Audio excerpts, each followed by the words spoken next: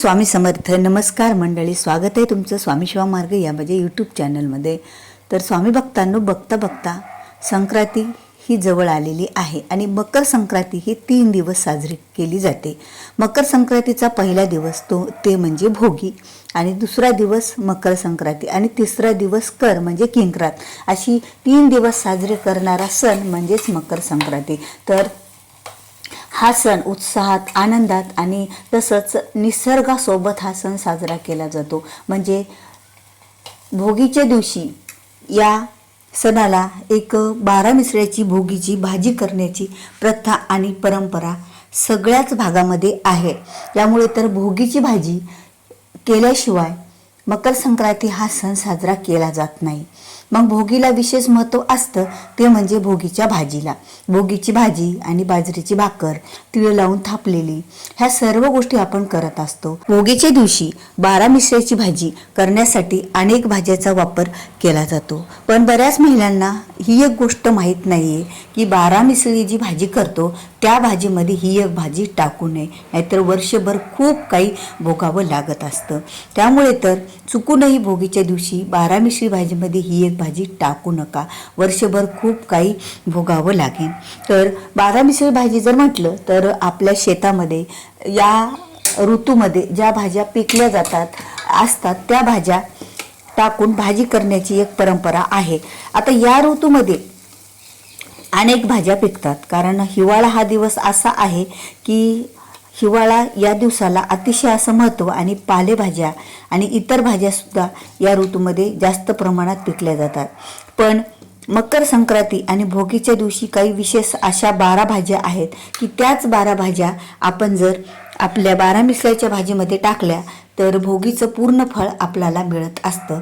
कारण भोगीची भाजीचा नैवेद्य हा देवाला दाखवला जातो. नंतर आपल्या घरातील सर्व व्यक्ती आणि सुवासिनी महिलांनी देखील ही भाजी खाल्ली जाते. ही भाजी खाल्ल्याशिवाय मकर संक्रांतीचा सण, हळदी कुंकाचा सण साजरा केला जात नाहीये.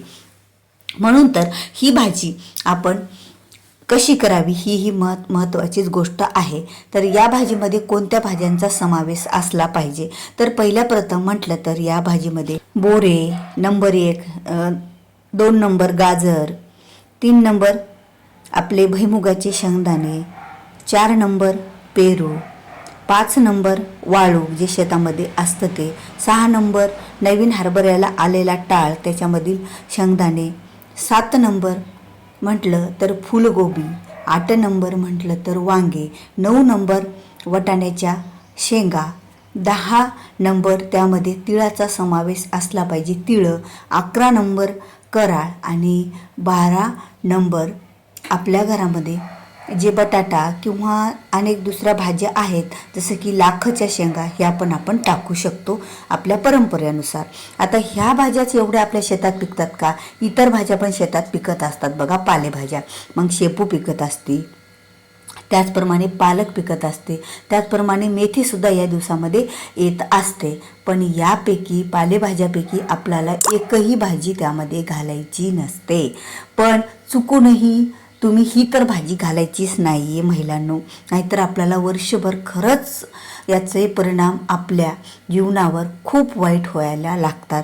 ती भाजी म्हणजे मेथीची भाजी. बघा, हा जो सण आहे हा गोडावा वाढवणारा सण आहे. तिळगुळ घ्या आणि गोड गोड बोला म्हणजे गोड पदार्थांचा समावेश, स्निग्ध पदार्थांचा समावेश या मकर संक्रांतीच्या सणामध्ये केला जातो. आणि मेथी ही मुळातच सर्वांना माहीत आहे की कडू आहे. तर आपल्या भोगीची भाजी ही सुवासिनीच्या सौभाग्यासाठी, आपण मकर संक्रांती सण हा सौभाग्यासाठी, आपल्या घरातील सुखसंपत्ती, धनसंपत्ती, मुलाबळांचं सौख्य आणि सुखाने नांदण्यासाठी आपण केली जातो. आता मेथीची भाजी ही वाईट नाही आहे. मेथीची भाजी आपल्या शरीरासाठी खूप चांगली आहे आणि आपण त्याचं दररोजसुद्धा सेवन केलं तर अनेक रोगांचं निवारण होत असतं.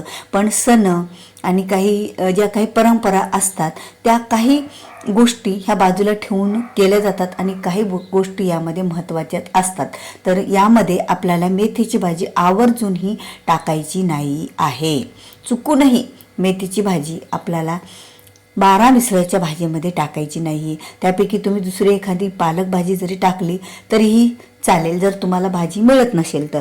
पण मेथीची भाजी चुकूनही टाकू नका, कारण पालेभाज्यांचा समावेश तर आपल्या 12 मिसळच्या भाज्यामध्ये नसतो जर आपण कोथिंबीर सोडली तर, कारण कोथिंबीर शिवाय तर कुठलीच भाजी पूर्ण होत नाही. म्हणून महिलांनो, तुम्ही भोगीच्या दिवशी चुकूनही 12 मिसळी भाजीमध्ये ही एक मेथीची भाजी टाकू नका, नाहीतर वर्षभर त्याचे परिणाम आपल्या कुटुंबावर खूप काही वाईट होतात. कारण हा जो गोडवा वाढवणारा हे जो काही सण आहे, तर जर मेथीची भाजी टाकली आपण त्यामध्ये, तर आपल्या घरातील कुटुंबामध्ये भांडणे, कलह आणि वादविवाद व्हायला लागतील. एकमेका विषयी बघा प्रति जे प्रेम वाढतं ते प्रेम कुठंतरी थांबलं जातं आणि कडूपणा त्या नात्यामध्ये व्हायला सुरुवात होते. म्हणून तर आपल्याला मेथीची भाजी ही चुकूनही टाकायची नाही आहे. जसं खावं अन्न तसं आपलं मन हे बनत असतं. जरी आपल्याला मेथीची भाजी तुम्ही वर्षभर खाल्ली तरी काही हरकत नाही. हिवाळ्यामध्ये तर ह्या भाजीला विशेष असं महत्त्व आहे. पण मकर संक्रांतीच्या सणाला कडूपणाच्या वस्तू ह्या दानही दिल्या जात नाहीत, खाल्ल्याही जात नाहीत. याचे वाईट परिणाम आपल्या जीवनावर, आपल्या कुटुंबावर हे होत असतात.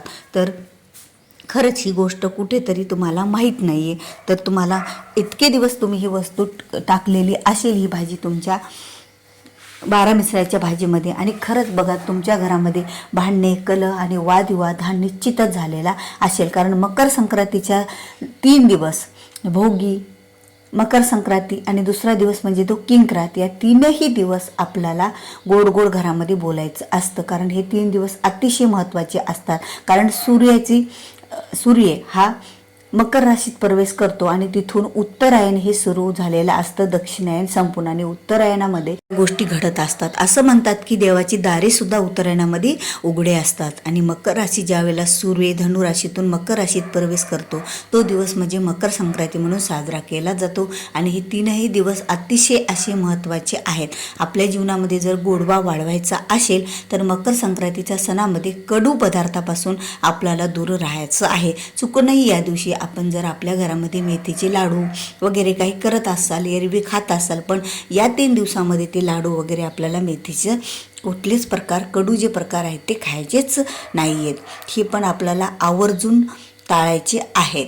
आणि काही गोष्टी आपण जर थांबवल्या तर खरंच ज्या आपल्याला कळत नकळत चुका जर आपल्या हातून कधी घडल्या असत्या, पण आपल्याला माहीत झाल्याच्या नंतर जरीही आपण ह्या चुका करत राहिलो तर याचे सुद्धा वाईट परिणाम आपल्याला भोगावेच लागत असतात. तर महिलांनो, तुम्हाला हा माझा व्हिडिओ आवडला असेल तर व्हिडिओला लाईक करा, शेअर करा. चॅनलवर नवीन असाल तर चॅनलला सबस्क्राईब करा. कारण जेव्हा केव्हा असे मी नवीन माहितीपूर्ण व्हिडिओ माझ्या चॅनलवर अपलोड करेल त्यावेळेला त्याचं नोटिफिकेशन तुम्हाला अगोदर येईल. म्हणजे माझा व्हिडिओ तुमच्या स्क्रीनवर तुम्हाला अगोदर दिसेल आणि तुम्ही माझा एकही व्हिडिओ मिस करणार नाहीत. तर चला असो, भेटूया पुन्हा अशाच एका नवीन माहितीपूर्ण व्हिडिओसोबत. तोपर्यंत श्री स्वामी समर्थ. जय जय स्वामी समर्थ.